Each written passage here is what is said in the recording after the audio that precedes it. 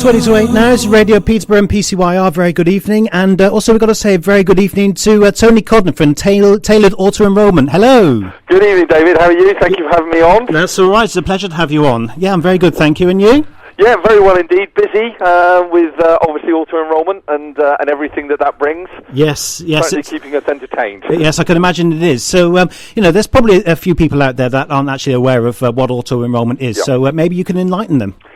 Yeah, I think auto enrolment, a lot of people will know it as either workplace pensions. It's come under many different guises. The most sort of visible thing you can see at the moment, if you've seen the adverts on TV where you got good old Theo going, "We're in," that is what we're talking about, is those workplace pensions. Now, there's a requirement for every company out there, no matter how big or how small, now to provide a pension for their employees.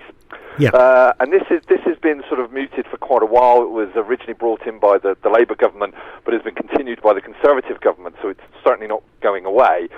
And essentially, companies since 2012 have had to set these up. They are contributory, so therefore the company will need to contribute on behalf of the employees as well as the employees. Yes. And there is this legal requirement that it has to be in place by a certain date. Right. And that date is called your staging date. Right. And they were set based on inland revenue data from the 1st of April 2012. Essentially, it's the biggest companies first, moving to the small companies at the back of 2017. New companies also that were set up after 2012 would be right at the end. So by early 2018, every company out there will have set up a pension and be contributing to it on behalf of their employees as well as the employees. Right. Okay. So that's sort of it in a nutshell. I think where the sort of main differences sort of lie perhaps to where previous pensions have come in is where normally when you're in a company you would elect to join the scheme. You would have to sign some paperwork or do something to say, I want to go into the company pension scheme. And all of that's sort of gone out the window, and what happens now is everybody is assessed, and if they meet a certain set of criteria, they will be put into the pension without signing a single piece of documentation or a single conversation being had. Okay, so this is something you need to be aware of then, isn't it? Absolutely, and I think there's a lot of responsibility on the employer, as well as obviously at the moment a lack of awareness by employees as to what that actually means. And I think employers obviously at the moment they're starting to get letters now that are saying this is your staging date. So even though the staging dates have already been set, companies will now only get a 12-month sort of warning of when that date will be. And if they don't have their sort of pension in place or their systems in place by that date, there are quite severe penalties, financial penalties, to make sure that this happens. And and I think that's where this is different from what we've seen before. I mean, some people, you'll have obviously listeners who run their own companies who are perhaps aware of what stakeholder pension used to be, and you used to have a stakeholder pension, but it didn't really mean anything. It was generally a certificate on the wall that said, we have a scheme, if you'd like to join it, that's absolutely fine, but we're not actually going to pay anything in it for you. Yeah, so that's a major difference, nobody did it. Whereas this time there is a lot more legislation in place, I think because of the failure of stakeholder to sort of ignite the pensions market and get people saving for their retirement. Obviously a more permanent solution was required, and that's where we are today. Okay, I see. So basically what we've got really is, this is kind of a wake-up call, really, isn't it, to both employees who are being quite apathetic about it, but also to employers who really need to wake up to the fact that they need to get their employees on some kind of pension scheme, this auto-enrolment pension scheme. Absolutely, and I think the danger is that you can leave it to the last minute and suddenly find, crikey, there's quite a lot to put in place in terms of systems, because it isn't just straightforward, there's a pension, please go in. Every employee has to be assessed by effectively the payroll every time they are paid. Right. To assess whether they are eligible to go into the pension. And unfortunately, with any piece of legislation in this country, it's unnecessarily complex. Well, that sounds just about right, doesn't it, with everything with red tape, doesn't it? So there's all that sort of stuff that you've got to filter through to try and figure out what needs to be there. Essentially, for the vast majority of people, the criteria for going into the pension automatically is if you earn over $10,000 a year and you're over 22 years of age, or 22 or over, and under state retirement age, that's the group that will automatically be enrolled into a pension scheme the moment their staging date comes along. Okay. I mean, there are some technical differences that can happen, but that's essentially the vast majority of people that will fall into that. Right. Now, does it make a difference as to how long you've been with the company? No, interestingly, no, it doesn't. I think whereas if you look at even some of the civil service schemes, or even any company private pension where they say, right, you become eligible for the pension after a certain period of service, that doesn't apply here.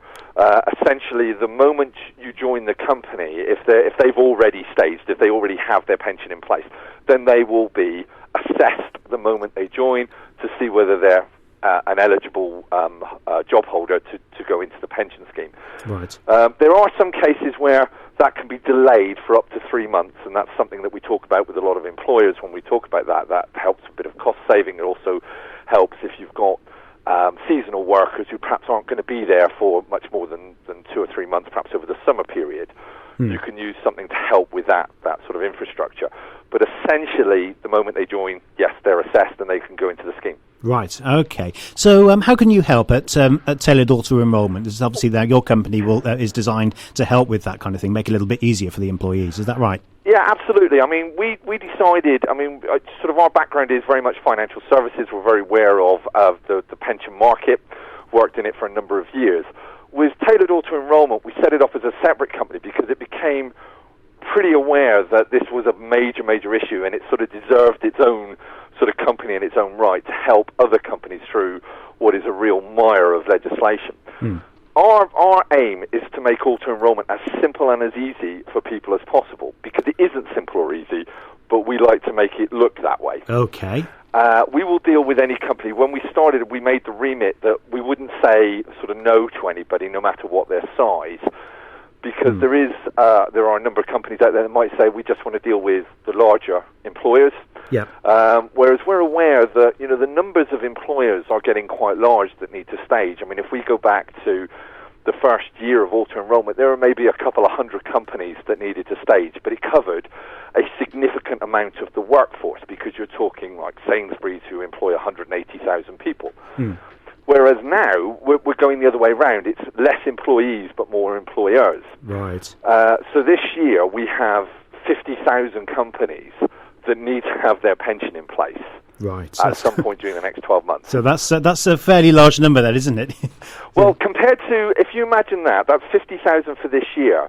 If you imagine taking that 50,000 and doing all of those every month next year, that's what we're into. Okay. So next year it's 600,000 companies that need to be in place. Wow. Well, that's an impressive number. So you're quite well placed to deal with that then. Absolutely. Now you're based in Plymouth, but you're not restricted locally, are you? So no, not at all. We deal with companies all over the country. Yeah. We're not worried where we go. And what we're finding is companies are very much falling into two sort of categories, if you like. You have companies that will look at this as an opportunity and say, actually, do you know, we need to set up a pension. We've been meaning to do it for a while. We want something that's going to attract the right type of employee. So they'll use it as a form of retention and recruitment package, and therefore perhaps want something a bit better than the absolute minimum. Yeah.